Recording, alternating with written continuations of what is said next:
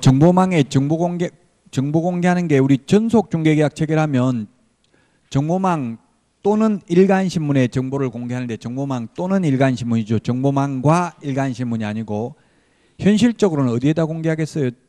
거의 정보망에 공개하겠죠. 정보망은 이용료가 한 달에 한 2, 3만 원 정도밖에 안 돼요. 서버 사용료. 근데 일간신문에 광고하려면 비싸겠죠. 그래서 현실적으로는 정보망에 정보를 공개하고 있어요. 일간신문이나 정보망 둘 중에 한 군데 공개하면 됩니다. 자, 162페이지 손해배상 책임과 계약금 등의 반환 채무 이행보장제도인데, 자, 164페이지 손해배상 책임과 보정 설정에 대해서 시험에 두 문제가 출제됩니다. 두 문제. 자, 그러면 책에 있는 내용을 한번 정리를 해보도록 하겠습니다. 첫 번째, 시험에 두 문제가 출제되는데 손해배상 책임입니다. 손해배상 책임. 손해배상 책임은 첫 번째, 개업 공인중개사의 고의 또는 과실이 있어야 됩니다. 고의는 일부러 하는 게 고의고 과실은 부주의해서 모르고 한 게 과실이죠. 우리 공인중개사법에서는 아무 말 없이 고의 과실이기 때문에 모든 고의, 모든 과실 다 포함입니다. 확정적 고의, 미필적 고의, 중대한 과실, 경미한 과실, 또 경미한 과실은 추상적 과실, 구체적 과실 불문입니다. 시험에 그래서 고의 또는 중대한 과실이 있는 경우에 한하여 손해배상 책임이 있다 하면 X입니다. 경미한 과실도 손해배상 책임이 있습니다. 우리 시험에는 어떤 게 경미한지 중대한 과실인지 그걸 지문 보고 묻는 건 안 나와요. 그건 판사가 판단할 부분이니까 우리는 그냥 법조문 있는 그대로만 기억하면 돼요. 그래서 중대한 과실뿐만 아니라 경미한 과실도 손해배상 책임이 있다. 그 다음에 법 제15조 2항에 보면 고용인, 즉 실장, 직원들의 업무상 행위는 그를 고용한 개업공개사의 행위로 본다. 따라서 직원이 잘못한 경우에도 개업공개사 손해배상 책임이 있습니다. 그 다음에 다른 사람의 중개행위, 중개행위 장소 제공입니다. 계약 체결 장소가 아니라 중개행위 장소로 제공하여 의뢰인에게 재산상 손해가 발생한 경우에 손해배상 책임이 있습니다. 재산상 손해가 발생한 경우에 손해배상 책임이 있습니다. 그러면 정신적 손해가 발생한 경우에는 공인중개사법상 책임은 없습니다. 다만 정신적 손해에 대해서는 민법 751조 불법 행위로 인한 손해배상 청구는 가능할 수 있을 겁니다. 공인중개사법상 없다는 말은 보험금으로 위자료 받을 수는 없다 이 말이에요. 자, 그래서 재산상 손해가 발생해야 되고 이 재산상 손해 발생과 고의과실 사이에는 인과관계, 견연성, 상관관계 다 같은 말입니다. 인과관계가 있어야 되고요. 재산상 손해가 발생하면 손해배상금 지급 청구를 하게 되겠습니다. 손해배상금 지급 청구는 손해를 입은 의뢰인이 보증기관에 보험회사에다가 청구하는 겁니다. 손해배상 물론 보증기관에 안 하고 개업공개사한테 청구해서 주면 그걸로 끝낼 수도 있죠. 근데 현실적으로 거의 안 줄 가능성이 많으니까 보증기관에다 청구하는데 청구하려면 말로만 손해가 발생했다고 하면 안 되고 손해가 발생했음을 입증하는 서류가 있어야 됩니다. 그 손해배상 입증 서류가 뭐가 있느냐면 첫 번째 당사자 간의 손해배상 합의서입니다. 개업공개사가 손해 입혔다고 합의서 써주는 경우 현실적으로 합의서 써주는 거 없습니다.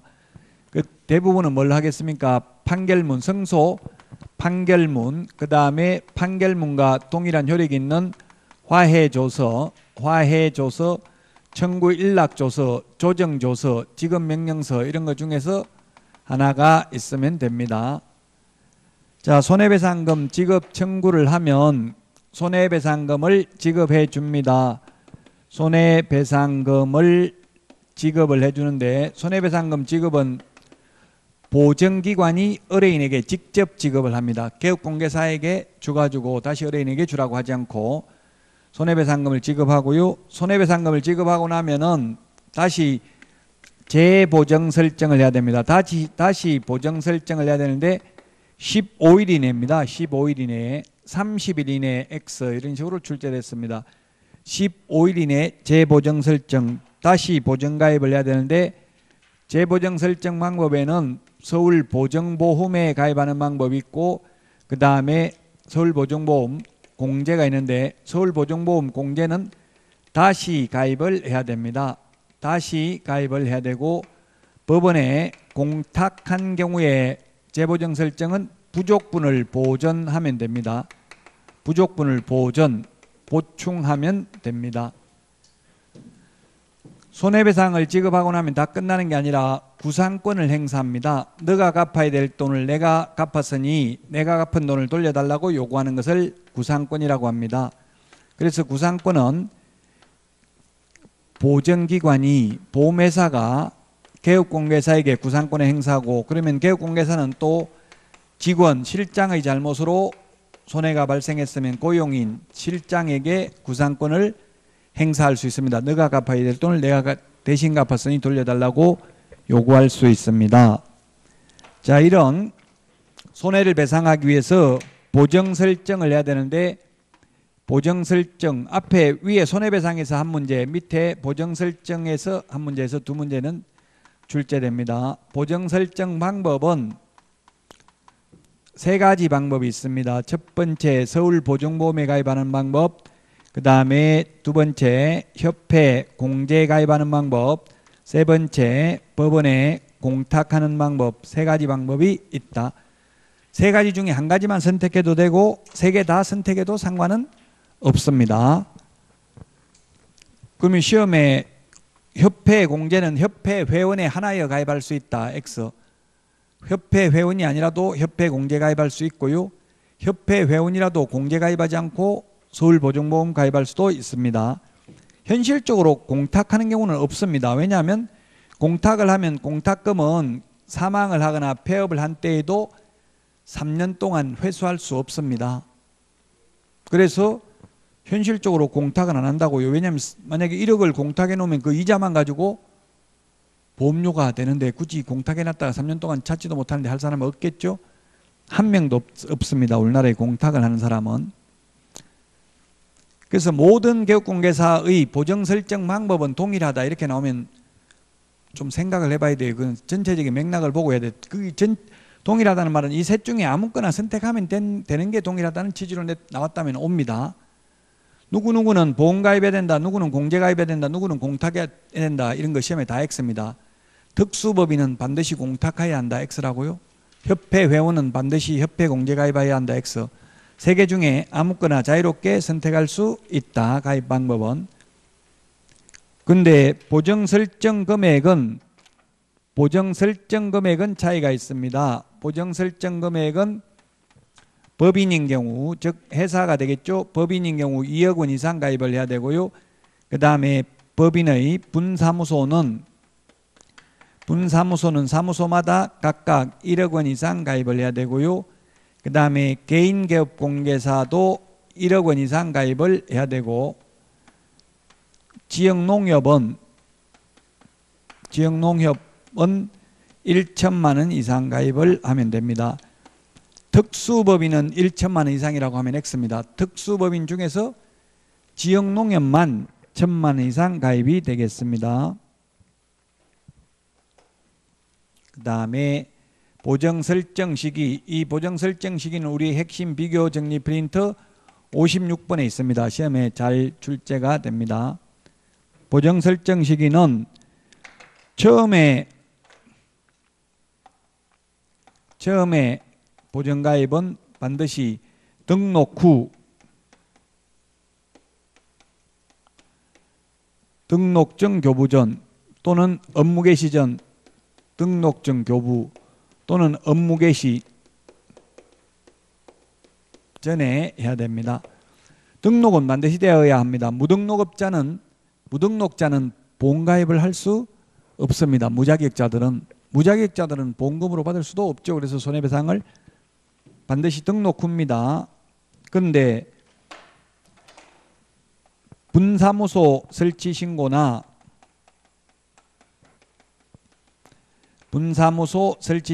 다음에 하게 되는 아직 안 배웠습니다. 매수 신청 대리인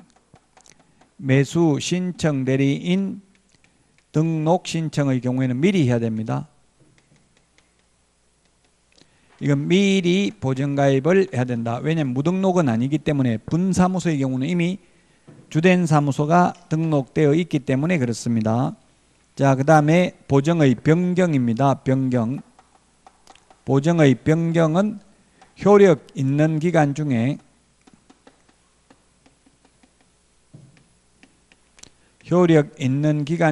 변경이 가능합니다. 그 다음에 만료되었을 때는 만료일까지 손해배상을 해주고 나면 15일 이내입니다. 15일 이내에 재보증 설정을 해야 되죠. 손해배상 해주고는 15일 이내에 재보증 설정을 해야 됩니다. 자, 그러면 다시 변경이라는 것은 보통 1년짜리를 많이 가입합니다. 1년부터 5년짜리까지 상품이 출시되어 있습니다. 1년짜리를 가입했는데 1년 만기 끝나지 않아도 서울보증보험에 1년짜리 가입했다가 6개월밖에 안 지났는데 협회 공제 먼저 가입하고 종전보험계약을 해지하면 미경과 보험료는 돌려줍니다. 해약한금은 돌려준다고요? 이론적으로는. 근데 현실적으로는 이거 바꾸면 손해죠. 해약한금은 손해잖아요. 그래서 변경을 중간에 할 필요는 없습니다. 그러나 시험에는 출제됐어요. 보증의 변경은 보증기간이 끝나야, 만기가 끝나야 바꿀 수 있다. X입니다. 효력 있는 기간 중에는 언제든지 바꿀 수 있습니다. 만료되었을 때는 만료일까지입니다. 만료일 다음 날까지, 하루 전날까지가 아니고 만료일까지만 다시 가입하면 되고, 손해배상의 경우에는 15일 이내에 재보증 설정하면 되는데, 자, 그러면 15일 이내에 보험이나 공제는 다시 가입이라고 했어요. 만약에 개인 같으면 1억 원 이상 가입을 해야 되는데 1억을 가입하면 공제료가 얼마냐면 공제료가 19만 8천 원입니다. 협회 공제료는 19만 8천 원, 서울보증보험은 10만 3천 원 이 정도밖에 안 합니다. 제가 서울보증보험은 가입 안 해봐가지고 정확한 건 몰라요. 조금 틀릴 수 있어요. 거의 절반밖에 안 돼요. 10만 원 정도밖에. 근데도 저는 비싼 거 공제 가입만 해봤어요. 왜냐하면 협회에서 운영하는 거니까. 자, 그러면 가령 5천만 원 손해배상을 했으면 5천만 원에 대한 공제료인 9만 9천 원만 내고 다시 가입하는 게 아니라 19만 8천 원 내고 다시 가입하는 겁니다. 공제나 보험은. 근데 공탁은 현금을 1억 맡겨놨는데 5천만 원 손해배상했으면 부족한 5천만 원만 더 갖다 맡기면 된다는 이야기입니다. 그래서 공탁의 경우 부족분을 보전하면 됩니다. 자, 그러면 이제 보정 설정 시기까지 했으니까 교재를 보고 보충을 하도록 하겠습니다. 교재에 있는 것 중에서 칠판에 안 적은 게 뭐가 있느냐 하면은, 자, 설명해야 될 내용이 있습니다. 설명해야 될 내용.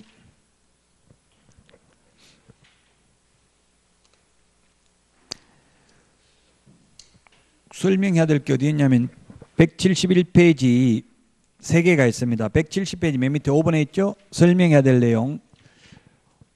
설명해야 될 사항이 있는데, 설명해야 될 사항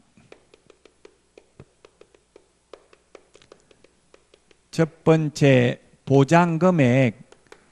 제가 손해 입히면 1억까지 손해배상 받을 수 있습니다. 서울보증보험으로부터, 이런 말 해야 되고요.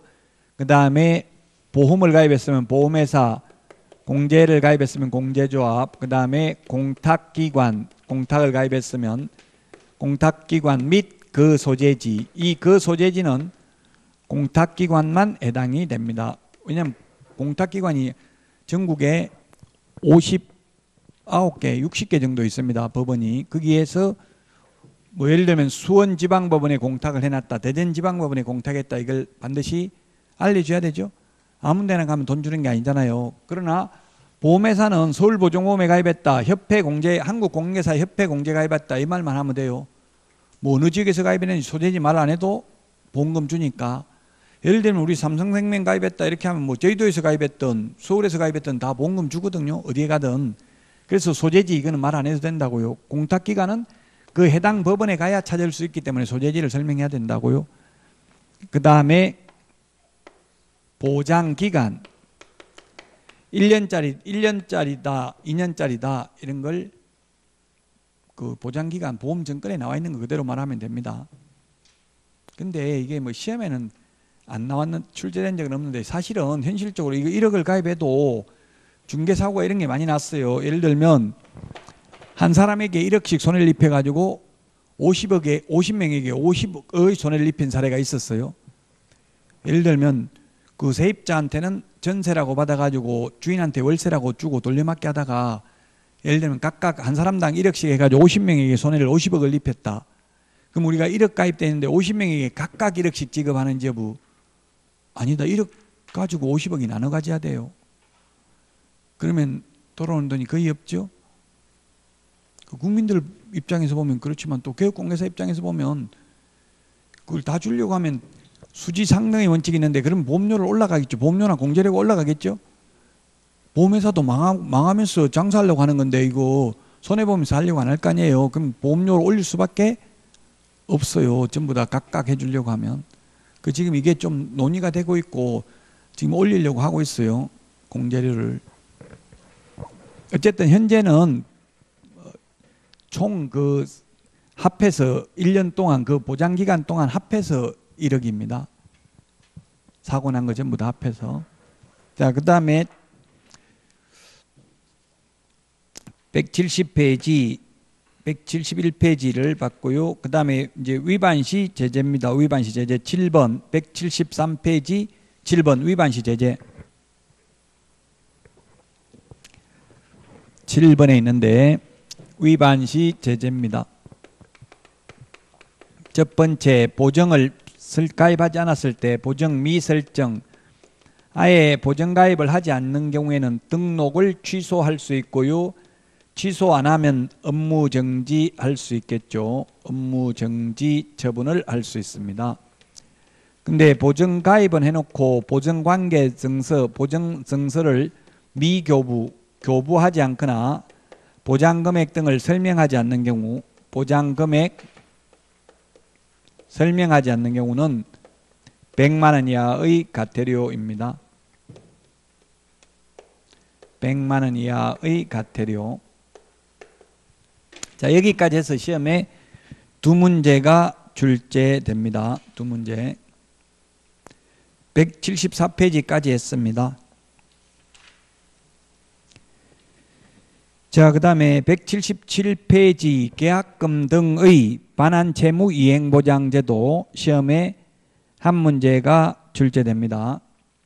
177페이지 법 31조에 보니까 1항 개업공개사는 거래의 안전을 보장하기 위하여 필요하다고 인정하는 경우에는 거래계약의 이행이 완료될 때까지 밑줄 치십시오. 성립할 때까지가 아니라 이행이 완료될 때까지 계약금, 중도금 또는 잔금을 계약금 등자 동그라미 계약금 등을 개업공개사 또는 대통령령이 정한 자의 명의로 금융기관, 그 다음에 공개사업을 행하는 자, 자본시장과 금융투자업에 관한 법률에 따른 신탁업자 등에 예치하도록 권고할 수 있다. 권고할 수 있습니다. 강행규정이 아니고 임의규정으로 도입됐습니다. 권고할 수 있다. 계약금 등, 계약금 등입니다. 등. 예치 권고 제도입니다. 강행규정이 아니고 임의규정입니다. 계약금 등에는 계약금뿐만 아니라 중도금, 잔금도 포함됩니다. 자, 그러면 매도인이 있고, 매도인,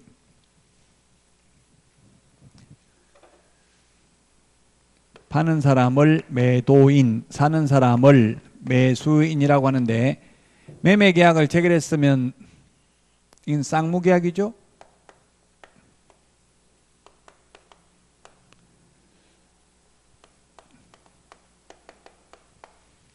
쌍방의 의무가 다 있는 게, 쌍방이 두 사람에게 다 의무가 있는 걸 쌍무계약이라고 하죠. 우리 시험에는 편무계약은 시험에 안 나와요. 한쪽 편만 의무가 있는 걸 편무계약이라고 하잖아요. 승여계약 그냥 주는 거는 주는 사람은 의무가 있지 받는 사람은 의무 없잖아요. 그래서 그런 거는 중개 대상이 아니잖아요. 승려 같은 것은 그래서 시험에 안 나오고 쌍무계약, 매매, 임대차 이런 게 다 쌍무계약이잖아요. 쌍무계약만 시험에 출제가 되겠죠. 자, 그러면 쌍무계약은 동시이행 관계에 있어요. 쌍무계약은 동시이행 관계에 있다. 동시이행.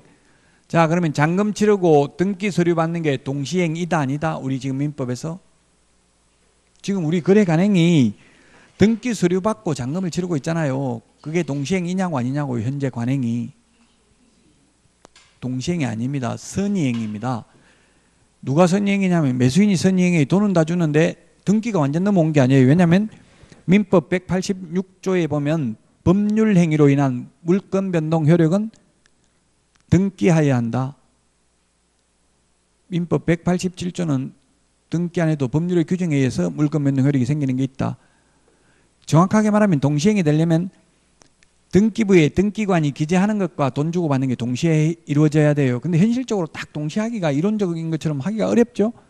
그래서 등기 서류만 받고 돈을 주고 있는데 이게 만약 가짜 등기 서류면 어떻게 할 거냐고요. 그래서 이 계약금 등에는 잔금도 포함된다고요. 만약에 잔금도 포함된다.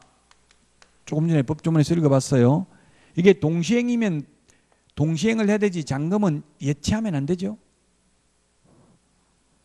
동시행이 아니기 때문에 등기될 때까지 예치하도록 권고할 수 있다고요. 그래서 이제 불안하니까 바로 돈을 매수인이 매도인한테 주지 않고 공신력이 있는 이 예치기관에 맡겨놨다가 예치기관에서 문제없이 보증금을 떼이지 않고 확실하게 돈을 받을 수 있는 조치를 한 후에 예치기관에서 매도인한테 돈을 주는 제도가 계약금 등의 예치권고 제도입니다. 예치하는 기관이 금융기관, 공제사업을 행하는 자, 신탁업자입니다. 이 세 명에게 예치하도록 권고할 수 있습니다. 그럼 예치 명의자 7명이 있습니다. 우리 교과서에 지금 정리되어 있는 게 180페이지에 보면 맨 밑에 이거 표에 있는 거 기억 다 해야 됩니다. 180페이지 표만 기억하면 한 문제 거의 맞출 수 있습니다. 자, 예치 명의자가 7명이 있습니다. 7명.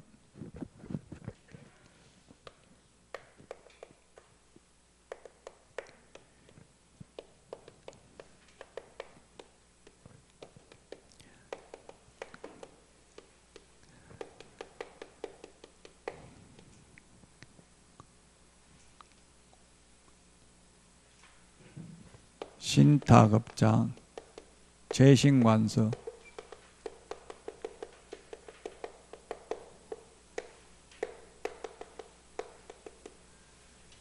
보험업법에 의한 보험회사, 계약이행관리 전문회사,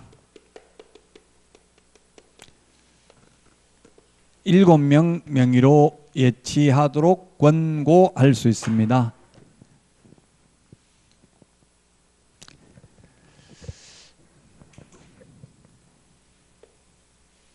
자, 그래서 개공은 신체를 보전해야 된다. 개업공개사는 신체를 보전해야 된다. 개공은 신체 보전 이렇게 기억하도록 하겠습니다. 그 시험에 예치 명의자가 아닌 거 틀린 걸로 뭐가 나왔냐면 제3자 명의로 예치할 수 있다. 법원 명의로 예치할 수 있다. 매도인 명의로 예치하도록 권고할 수 있다. 다 X입니다. 개공은 신체 보전, 개업공개사 명의로 예치할 수 있습니다. 다만 개업공개사 명의로 예치를 한 때에는 그 예치금액에 상당하는 보증보험, 공제, 공탁을 또 가입해야 됩니다. 왜? 개업공개사가 찾아가 버릴까 봐.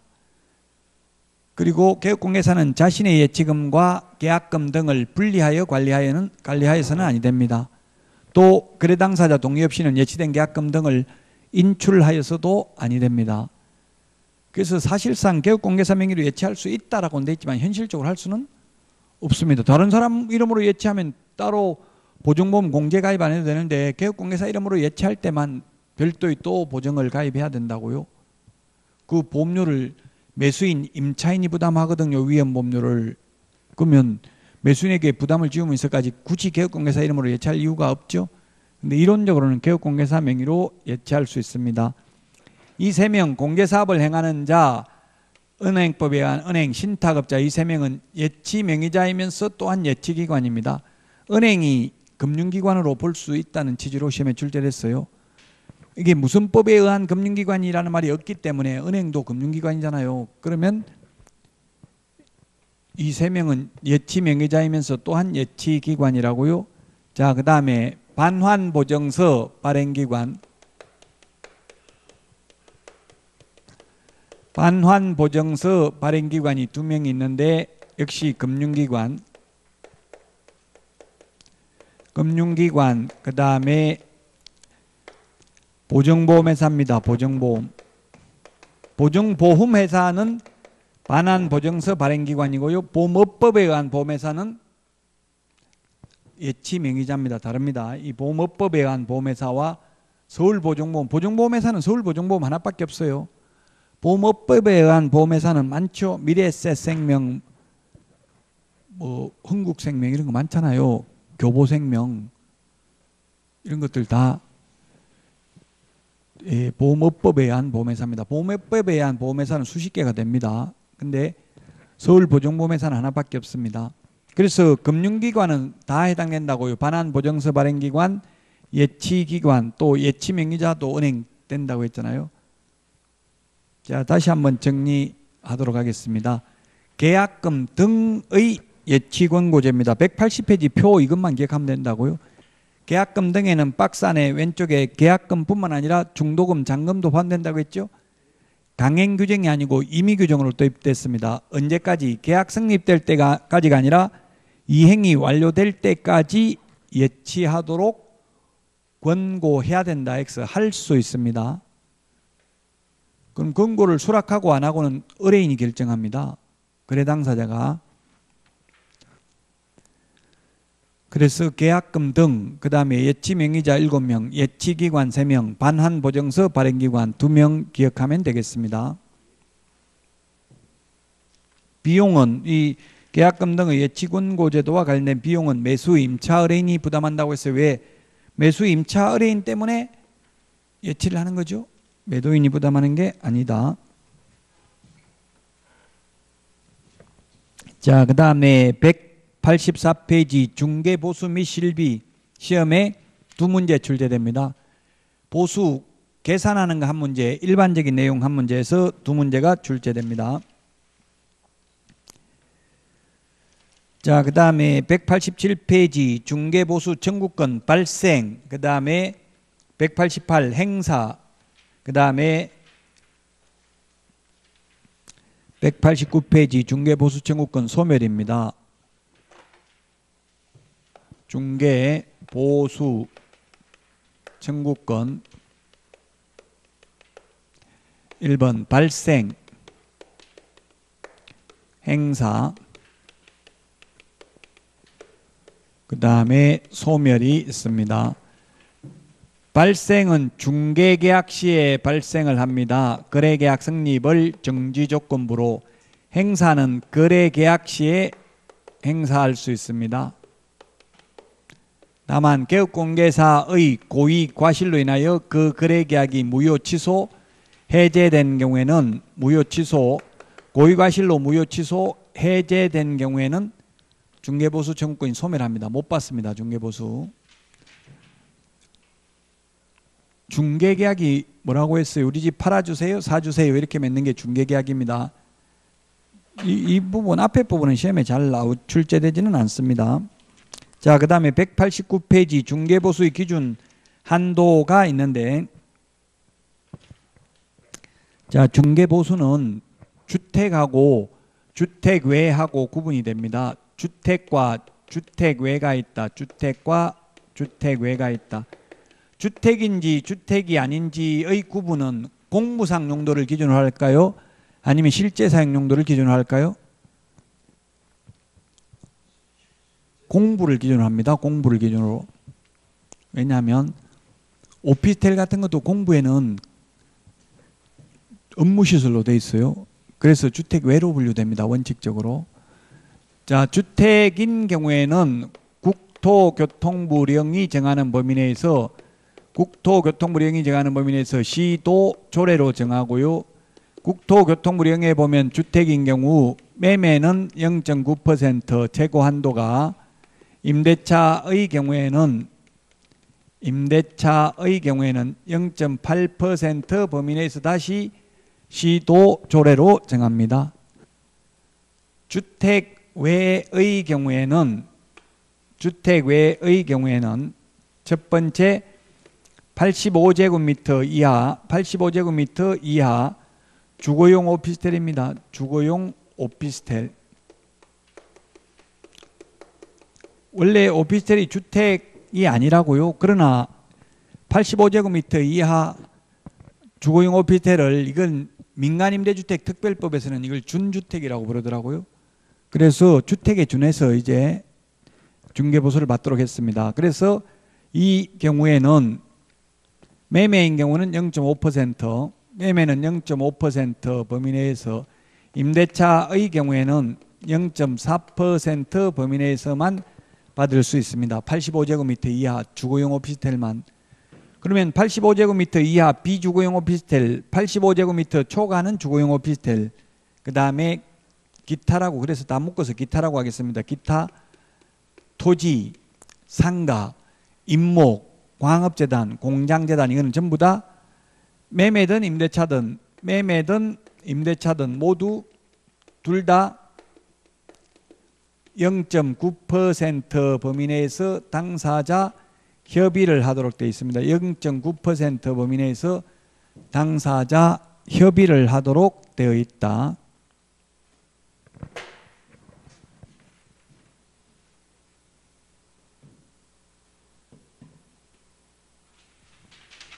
주거용 오피스텔은 뭘 주거용 오피스텔이라고 하냐면은 190페이지에 보면 190페이지 메뉴에서 세 번째 줄 기역에 보니까 건축법 시행령 별표 1 제14호 남목 2에 따른 오피스텔 다음 강목의 요건을 모두 갖춘 경우를 말한다. A번 전용면적 85제곱미터 이하일 것. B번 상하수도 시설이 갖춰진 전용 입식, 부엌, 전용 수세식 화장실 및 목욕시설, 전용 수세식 화장실에 목욕시설을 갖춘 경우를 포함한다를 갖춘 경우. 이게 주거용 오피스텔입니다. 한마디로 말하면. 그 다음에 동그라미 3번 개업공개사는 주택 외의 경우, 외자 동그라미 외의 중개사물에 대하여 중개보수 요율 범위 안에서 실제 자기가 받고자 하는 중개보수의 상한 요율을 중개보수 실비 요율 및 한도액표에 명시하여야 하며 이를 초과하여 중개보수를 받아서는 아니 된다. 주택 외의 경우만 해당됩니다. 왜 주택 외의 경우만 해당되냐면 주택 외가 0.9%로 더 높잖아요, 요율이. 그래서 현실적으로 중개사무소에 가보면 중개보수 요율표 이렇게 돼 있고요. 한번 가보세요. 오늘 중개사무소. 주택인 경우에는 중개보수 요율이 시도 조례가 정하는 요율을 게시해놨습니다. 2억 이상인 경우 0.4% 뭐 이런 식으로, 2억 미만이면 0.5% 이렇게 돼 있고요. 그 다음에 주택 외라고 돼 있어요. 주택 외 이렇게 해가지고 가로 퍼센트 이렇게 돼 있어요. 가로 안에 자기가 받고 싶은 금액을 적어 넣는다고요. 이렇게 한 이유는 시장 경제 원리에 따라 자율 경쟁을 유도해가지고 사실상 수수료 중개보수를 인하하는 효과를 얻기 위해서 이렇게 했답니다. 누가 옆에서 0.8이라고 적으면 나는 경쟁률을 높이기 위해서 0.7, 0.6, 0.5 하다 보면 중개보수가 떨어질 것으로 생각하고 이런 규정을 만들었는데, 현실적으로 중개사무소에 가보면 이게 가로 안에 0.9%로 적어 놓은 경우도 있고 아예 적어 놓지도 않고 있는 경우도 있더라고요. 또 친목회가 있어가지고 왕따 시키기 때문에 혼자만 적게 받는다고 할 수도 없는 게 현실입니다. 어쨌든 시험에는 어떻게 나오냐면 주택 외자 하나 빼버리면 틀리죠. 주택 외의 경우만 자기가 받고 싶은 금액을 게시해야 된다. 자, 그 다음에 동그라미 4번 개업공개사는 중개대상물의 소재지와 사무소 소재지가 다른 경우에는 그 사무소 소재지 관할 시도 조례가 정한 기준에 따라 보수 및 실비를 받아야 된다.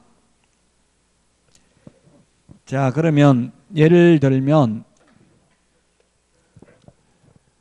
본사는 서울에 있고요. 본사는 서울.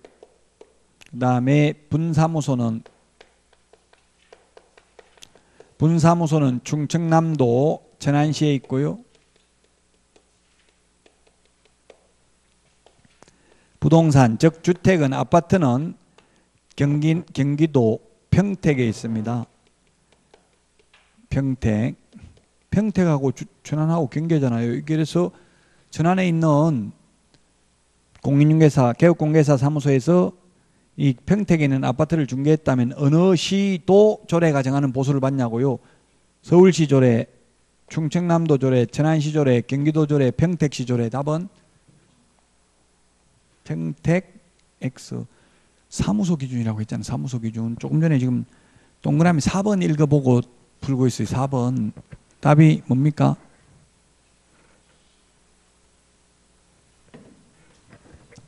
천안시 조례가 아니고 시도 조례라고 했으니까 충청남도 조례예요. 시도 조례. 천안은 시도에 속하는 게 아니라 시군구에 속하죠. 충청남도 조례가 정하는 보수를 받는다고요. 중개행위를 한 사무소 기준이라고요. 자, 그 다음에 동그라미 5번. 동일한 중개사물에 대하여 동일 당사자 간의 매매를 포함한 둘 이상의 거래가 동일한 기회에 이루어지는 경우에 매매에 대한 거래 금액만을 적용한다. 동일 3번 나오는데 밑줄 치십시오. 동일 3번. 자, 이거는 오로지 사례가 딱 하나밖에 없습니다. 매도인이 집 팔고 그 자리에 세입자로 눌러 사는 경우만 해당됩니다. 그러면 매매에 대한 중개보수가 100만 원이고 임대차에 대한 중개보수가 80만 원이면 매매에 대한 것밖에 못 받는다는 이야기죠. 집 팔고 그 자리에 세입자로 눌러 사는 경우 동일한 중개사물에 대하여 동일 당사자에 대해서 동일한 기회에 매매를 포함한 둘 이상의 거래가 이루어지는 경우 매매에 대한 거래 금액만을 적용한다고요.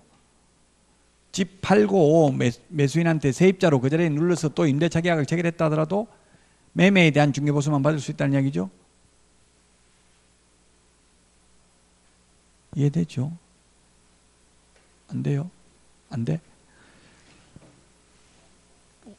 오늘 태어나서 처음 오셨어요? 처음에는 좀 이해 안 되는 게 있어도 넘어가야 돼요. 100% 이해하려고 하면 머리가 아파요. 그러면 힘들어요. 빨리 난 안 되나 보다 하고 포기하니까 혹시 다른 과목을 하더라도 안 되는 거 있으면 그냥 대충 하고 넘어가야 돼요. 너무 완벽하게 다 하려고 하면 스트레스 받아요. 60점만 받으면 되는 시험이에요, 이거. 자, 이게 매도인이 파는 사람이죠. 매도인이 집 팔았어요. 매매 계약했어요. 매매 계약. 그리고 그 자리에서 임대차 계약 체결하고 눌러 사는 경우 있어요. 저도 이런 경우 있었어요. 제가 경기도 광주에 살다가 거기 학원 강의하러 갔다가 미분양된 걸 얼떨결에 계약을 체결해 가지고 들어가자마자 그냥 보니까 1층이라고 들어갔는데 1층 맨 마지막에 입주했는데도 비어 있는 거예요. 그래서 들어갔는데 1층인데 산에다 지어 놓으니까 경사도니까 앞에서 보면 1층인데 뒤에서 보니까 반지하야, 거의 아파트가. 그래가지고 7년 가자마자 내놨어. 팔라고 내놨는데 7년이나 못 팔고 거기서 살았어요. 팔지를 못해가지고. 근데 또 겁도 없이 떨렁 군포에다가 삼본에다가 분양을 받았어요. 아파트를 비싼 걸. 또 무슨 생각을 했는지 어려가지고 제가 겁도 없이 그렇게 해가지고 받았는데 딱 그 입주하기 4개월 전에 팔렸어요. 다행히. 입주하기 4개월 전에 팔렸는데 7년 동안 안 팔리던 걸 내 4개월 나 입주하는 날 딱 맞춰서 잔금 치르고 이렇게 동시행하도록 나는 다른 아파트 새로 들어가고 그 집 딱 팔고 하면 좋죠, 기분은. 근데 그게 내 마음대로 될 수가 없죠. 매수 우위 시장이잖아요. 저는 불안하잖아요. 빨리 안 팔면 이거 이제 입주하고 못 팔면 큰일이잖아요. 그래서 주인한테 내가 팔고 4개월만 살자. 월세 달라면 월세 달라는 데를 줄 거고 전세 달라면 전세 달라는 데를 주겠다 하니까 그렇게 하라더라고요. 처음에는. 그러면은 그렇게 해버리면 개업공개사가 매매에 대한 중개보수밖에 못 받는다고요. 그래서 저한테 수업 들었던 개업공개사인데 저한테 들었던 분인데 작업을 했더라고요. 이 매도인한테 제가 매도인이에요. 매수인한테 그 사람 살면 불만이 많아가지고 지금 싸게 팔아가지고 다 부술 수도 있다. 차라리 다른 세입자 드리는 게 좋다. 또 4개월 돼서 나가면 세입자가 그때 못 구할 수도 있다. 뭐 이런 식으로 뭐라고 말했는지 모르겠는데 하여튼 갑자기 안 된다는 거에 자기 아들이 들어와 살아야 돼서 제가 4개월 사는 거 안 된다더라고요. 뭐 안 된다면 계약 깨는 수밖에 없잖아요. 근데 제가 또 깰 수가 없잖아요. 그 때문에 깨버리면 4개월 후에 팔릴지 안 팔릴지 모르니까 불안해서 그러면 알았다 하고 봤는데 나중에 보니까 이게 개업공개사가 나중에 임차인이 이 매수인이 그러더라고. 개업공개사가 너 나쁜 사람이라서 다른 사람 들어오는 게 낫다고 해서 그랬다 이러더라고요. 왜 그랬겠어요? 개업공개사 입장에서 보면 제가 팔고 그들에 살면은 중개보수 한 번밖에 못 받는다고 매매에 대한 것만. 만약에 2억이면 매매에 대한 게 80만 원이죠. 하여튼 그냥 중개보수가 매매에 대한 게 100만 원이라고 보고요. 100만 원. 임대차에 대한 중개보수가 80만 원이면 다른 세입자가 들어오면 개업공개사는 180 해가지고 180만 원 받을 수 있는데 한 사람이 팔고 그 자리에 세입자를 눌러서 하면 매매에 대한 것밖에 못 받는다고요. 그러니까 개업공개사 입장에서는 다른 세입자한테 세주는 게 좋습니다. 이렇게 할 가능성이 있죠. 중개보수 많이 받으려고.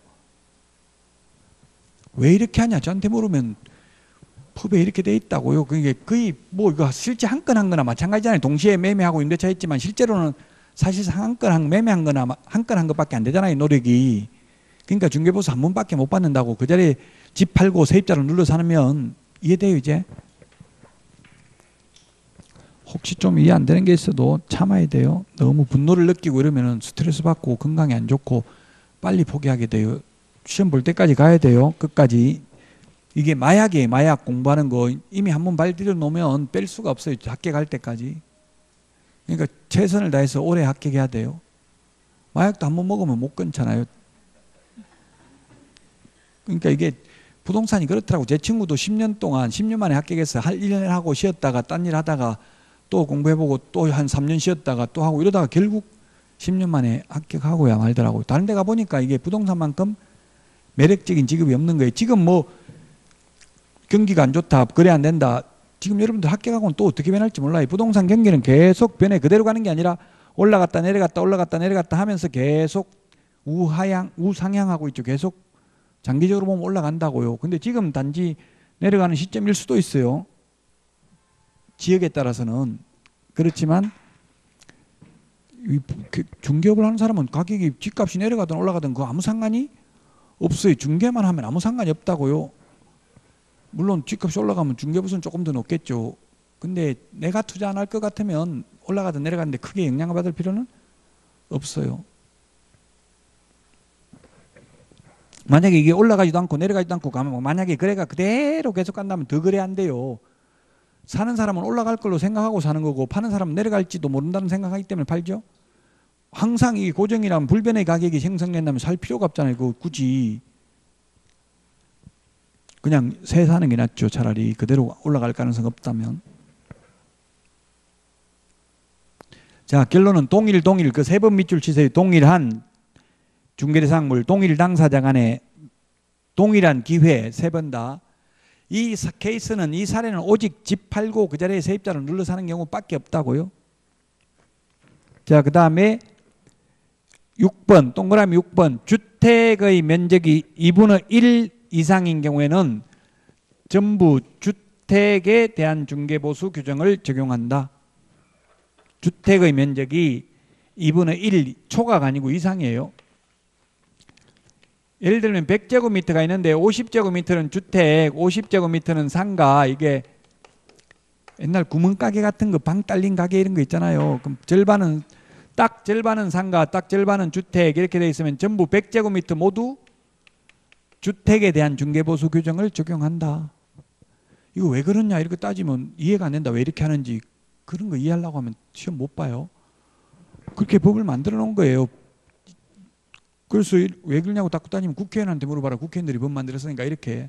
그 국회의원들한테 가서 물어보니까 나는 손 만들었지 내가 만든 건 아니다. 또 이렇게 주장해요. 찬성하는데 손 만들었지. 그러니까 그냥 그대로 받아들여야 돼. 너무 막 자꾸 왜 그러냐 이렇게 고민을 빠져버리면 진도가 안 나가요. 자, 그 다음에 양가로 2번 한도 초과 약정은 강행법규 위반으로 무효입니다. 이게 중개보수를 초과해서 받는 게 민법 103조 반사의 질서적 행위는 아닙니다. 만약 민법 103조 반사의 질서적 행위라면 초과해서 중개보수 주면 불법 원인급이기 때문에 돌려달라 할 수 없죠. 근데 103조 위반은 아니기 때문에 초과 부분만 무효고요. 돌려달라 할 수 있습니다. 법정 보수가 100만 원인데 1000만 원 주기로 약속을 했습니다. 그럼 900만 원 초과 부분은 줄 필요 없습니다. 없는데 지급했다 하더라도 부당이득으로서 돌려받을 수 있다. 강행법규 위반으로 초과 부분만 무효입니다. 전부 무효가 아닙니다. 자, 그러면 중개보수 산정 191페이지 산정 방법을 보니까 동그라미 1번 매매의 경우 매매 대금이 기준이 되고 단 판례는 분양권의 경우에는 분양금액에다가 분양금액은 거래금액을 말하는 것이 아니고 현재까지 들어간 돈입니다. 현재까지 들어간 돈. 분양권인 경우는 예를 들면 분양가가 5억이고요. 계약금이 10% 들어가가지고 5천만 원.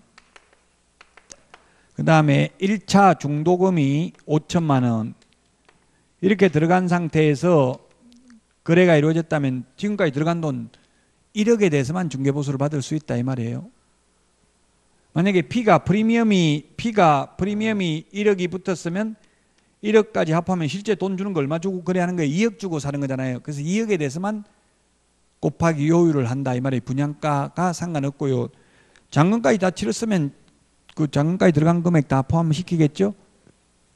현재까지 들어간 돈에다가 요율을 곱한다. 분양권의 경우에는. 동그라미 2번 박스 밑에 교환인 경우에는 교환은 거래금액이 큰 걸 기준으로 한다. 교환의 경우에는 거래금액이 큰 걸 기준으로 한다. 교환 예를 들면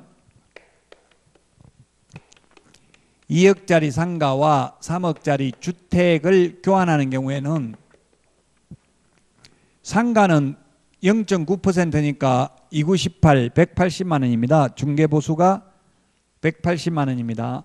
그런데 3억짜리 주택의 경우 0.4%입니다. 시도조례에 의하면 0.4%면 120만 원입니다. 중개보수가 뭐가 커요? 중개보수가 큰 걸 각각 받는 게 아니라 거래금액이 큰 걸 기준으로 각각 받기 때문에 양쪽에 120만 원씩 받는다 이 말입니다. 중개보수가 큰 걸 각각 받는 게 아니라 거래금액이 큰 걸 기준으로 각각 받는다. 교환의 경우에는. 동그라미 3번 임대차가 있는 경우입니다. 임대차에 월세가 있는 경우입니다. 월세가 있는 경우. 월차임이 있는 경우 보증금 500에 월세 45만 원이면 월세 곱하기 100을 합니다. 그럼 4,500만 원 더하기 500 하면 환산 금액이 5천만 원입니다. 5천만 원. 보증금 더하기 월세 곱하기 100을 한 금액이 5천만 원 이상이면 그대로 곱하기 요율을 하면 됩니다. 근데 보증금 500만 원 더하기 월세 40만 원 곱하기 100을 하면 환산한 금액이 4천만 원, 4,500만 원밖에 안 됩니다. 이렇게 보증금 더하기 월세 곱하기 100을 한 금액이 5천만 원 미만이 나오면 곱하기 100을 하는 게 아니라 곱하기 70을 한다. 47은 28, 2,800만 원 더하기 500 하면 3,300만 원 곱하기 요율을 한다. 그래서 현업에서는 이 보증금 500에 월세 45만 원 이런 거는 절대 월세 안 깎아줍니다. 개업공개사한테 이거 5만 원만 좀 깎아주세요. 주인한테 이야기 좀 해주세요. 이렇게 하면 벌쩍 돼요. 이거 지금 50만 원 한 거 겨우 깎아가지고 45만 원 하는데 절대 안 됩니다. 이렇게. 왜냐면 만 원 깎아줘버리면 중개보수가 한 10만 원 손해예요. 만 원 깎아주면 5천만 원 미만이니까 곱하기 70 해야 되잖아요.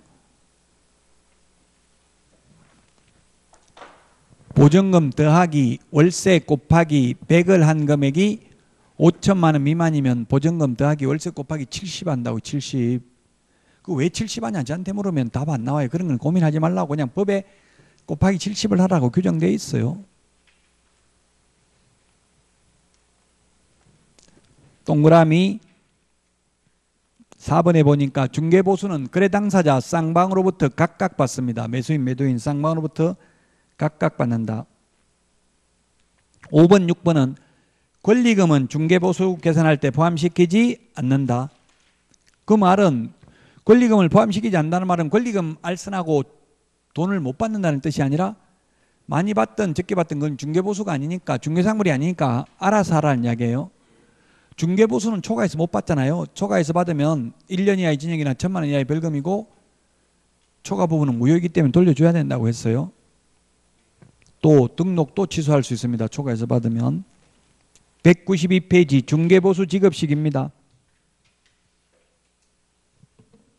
옛날에는 계약 성립 시에 받는데 지금은 바뀌어가지고 당사자 간에 약정이 있으면 약정에 따르고 약정이 없으면 거래대금 지급이 완료된 날입니다. 즉 잔금 치료야 받을 수 있습니다.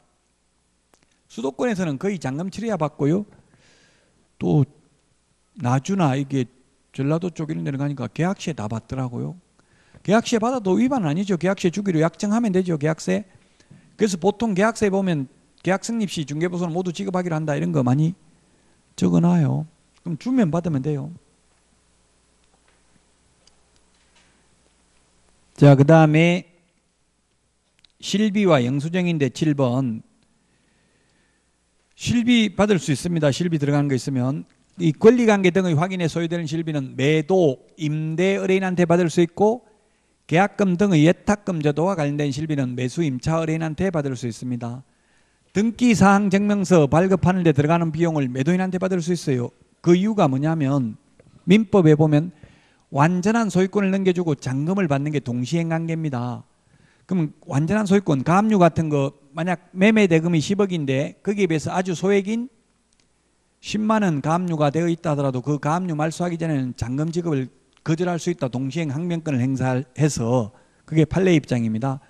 그럼 매도인이 권리관계 깨끗하다. 등기사항 증명서 떼가지고 보여줄 의무가 있다고요. 그래서 등기사항 증명서 발급하는 데 들어가는 비용을 매도인에게 받을 수 있다고요. 임대인에게. 현실적으로는 매도인한테 안 받죠. 그래서 헷갈리는 거예요. 현실하고 다르니까. 현실은 그 법무사가 내주고요. 수도권은 보통 그 외의 수도권 외의 지역은 개업공개사가 내는 경우가 많더라고요.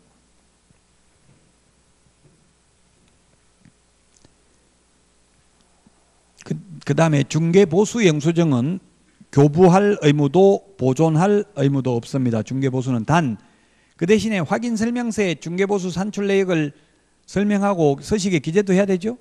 그래서 사실상 초과해서 받기는 어렵습니다. 자, 중개보수까지 했습니다.